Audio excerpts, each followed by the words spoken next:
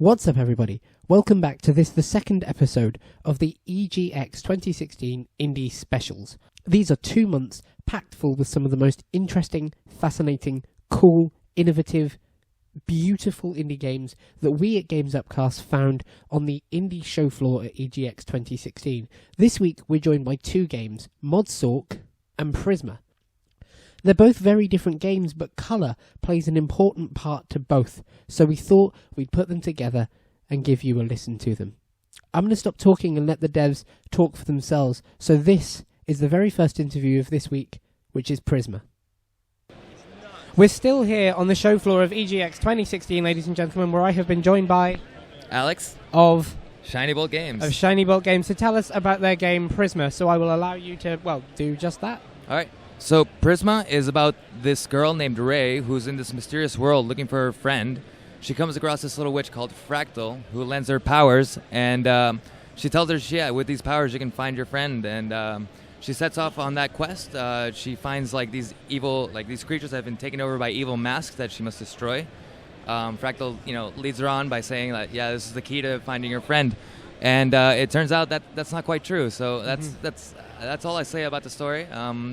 But as far as the gameplay goes, the powers that she lends you are these dimension-shifting powers, which allow you to switch between different dimensions. You toggle objects in the environment on and off, and they also grant you special power-ups, which will let you traverse the level in many different ways. Okay, so the thing that I think really sets this game apart from others that do similar things is the power-up section. The power-ups when you switch between when you press the button to switch between dimensions, the power-ups that you get then sort of add on to each other. They're sort of cumulative in that way. Yes. So my question to you is, going right in at the deep end, a real difficult question. How do you balance the intricacies of having sort of cumulative power-ups and intricate, tight platforming? So the way we start is basically when we come up with a mechanic, and basically the game, the powers exist throughout the whole game. So you get them right at the beginning, and it's what you use to navigate through the world. And what changes up is the obstacles that you encounter in the environment. Mm-hmm. So when we come up with a new mechanic, we kind of explore all sorts of variations on it, and then we pick what feels best, and we try to put them together in a way that makes sense and that has flow. Where you can play it at your own pace, or you can blast through it if you like speedrunning. Great. So tell us a little bit about Shiny Bolt Games. Where did you guys come from? How do you guys come together as a studio? So most of Shiny Bolt Games met at Savannah College of Art and Design. I joined third. I was the third person to join the team, so to speak. The original members are Hank and Kyle, which are our art director and our programmer. And so we were, I think about junior year, we started working on, which is third year of college. We started working on this idea of like a platforming game where you can switch between different dimensions and which grant you these special powers. So the gameplay has been more or less the same for about almost 4 years now. But when we really took it to another step is in our senior studio year, where we actually entered our game into the E3 College Game Competition in 2014. Oh, cool. We ended up winning that, and based on that, we were really excited, and we decided to form the company and start making the game for real. Excellent. And how long has Shiny Bolt been functioning as a game company? About a year and a half, yeah. Okay. We started about March last year. So before I played the demo and before this interview, we talked about Prisma has a very specific aesthetic look. It's you can pick it out from a long way away. That's what drew me over to it. Tell us about the influences of what made you pick that kind of style for Prisma. So some of our biggest influences overall are Ikaruga, Guacamelee, and Wind Waker. Wind Waker has affected the art style the most. I'm personally not an artist on the game, so I won't take credit for the beautiful art, but we have focused on making a really colorful and vibrant game so that it can step apart from other stuff out there. And what's interesting as well is the colors aren't just a sort of bit of set design, they really play into the gameplay as well.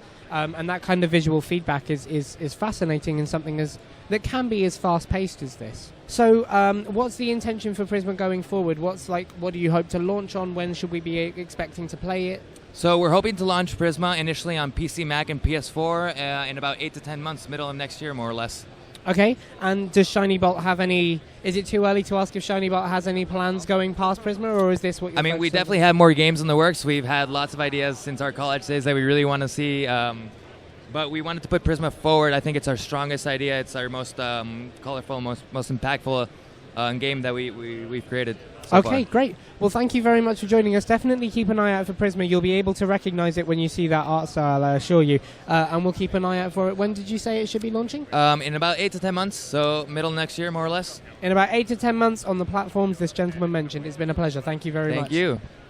That was Prisma, a genuinely really cool game that uses a mechanic you've probably seen a bunch in a really new, innovative way. I'd recommend keeping an eye on it. In the art direction, the kind of oil painting, Wind Waker style of it was... Man, I remember it quite vividly even now. So the next game up is Modsork. Modsork was a very different kind of game. It was a lot more difficult at first when I picked it up, but I really tuned my brain into playing it, as I am sure everyone else will as well. This is Modsork. Still on the show floor here at EGX 2016, and I have found my first one-man indie developer. David, tell us about your game Modsork. Hello. Well, Modsork is a game about doing two things at the same time. So it's an arcade game where you're controlling two avatars, and then you can connect them with a laser beam, and with that you clothesline enemies that spawn in a sort of an arena. So, yeah. Okay, so I've just played the game, and it's really quite intensive. Something that's really interesting about it is coming from more traditional gameplay mechanics.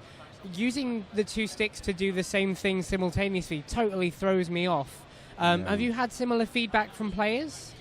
Yes, the game is challenging pretty much for everyone. Mm-hmm. Some people take to it quicker and others take a little longer, but it is intentionally very challenging.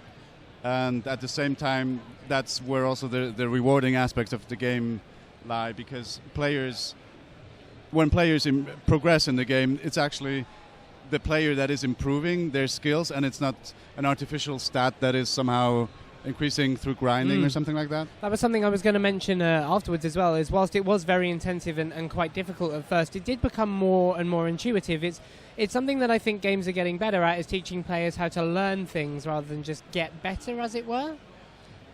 Yes, well, I'm trying to really work on that aspect and make it accessible even in the first somewhat overwhelming couple of minutes, and that's something that, game shows are perfect for this, because I see people interacting with the game, and I see what I can improve to make it easier for them to get into it. But it's a big aspect to keep in mind. So have you had many people play it on the show floor here?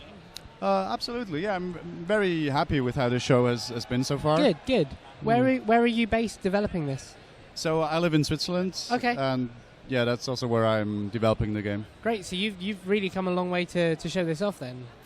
I have, but it's a really big show. And last year I was fortunate enough to be selected for the Left Field collection. Oh right, there. yeah. So yeah, I saw the show and I liked it, so I knew I wanted to come back. So tell us a little bit more about the game. On screen right here, though my audience can't see it, but on screen right here, there are two colours. They represent each stick, and the two colours try and defeat the two different coloured enemies. That's right. Is there much progression in the game? Do you get more and more different coloured enemies, more and more different stages? Is there more to satisfy that hunger for better? Yes. So the progression in the game mainly happens through the type of enemies that appear. Mm-hmm. So it's an open-ended gameplay, a bit like Tetris or Geometry Wars, where it's just you just play for as long as you can and try to stay alive as long as you can. But as you progress, you get a larger and larger variety of enemy types, and also other hazards that come up. The colors, I stick with just two, because that's just challenging enough for the moment. But yeah. And I know that music plays a large part in the game as well. Each of the types of enemies moves differently to different elements of the music. If you're a one-man team, I'm assuming the music is something you're doing? Yes, I'm doing the music. It's actually maybe where I have the strongest background in. All right, okay. I mean, I'm a game designer, but I've also freelanced doing music for a trailer or sound effects for games. Great. So yes. So is it difficult being a one-man team and designing a gameplay loop where you have to test both the gameplay itself and the music of the gameplay, like having that two-aspect approach? It is quite challenging, to be honest, especially when I have to shift between roles. As in, even like right now at this show, I'm doing a lot of marketing stuff, but also while I'm developing the game, when I change from, as you say, from creating the music to programming to doing visuals, each time it takes a little bit to adapt and get into that sort of thinking. But yeah, it is challenging, but it's also very rewarding because that's basically what I love about games, that they combine so many different fields, from the super logical programming aspect to the psychological aspects of design and the music. Great. So is there anything else you think we need to know about Modsork? The game is right now in development, and it's heading towards early access towards the end of this year. Okay. And I'm making it for PC and Mac for the moment, and Linux. The long-term plan is to get it also on consoles, though. It would make a lot of sense on consoles with the controller-based Yes. design of it. I can totally see it working. I agree. It's totally a console game in many ways. Excellent. So if people are interested in following you or following your progress on the game, where should they look for you? So I'm on Facebook. Just search for the name of the game, which is Modsork. That's spelled MODSORK for any of you interested. Right. And under the same name, you can find me on Twitter and also now on Steam. The game just got greenlit recently, so it has a Steam page now.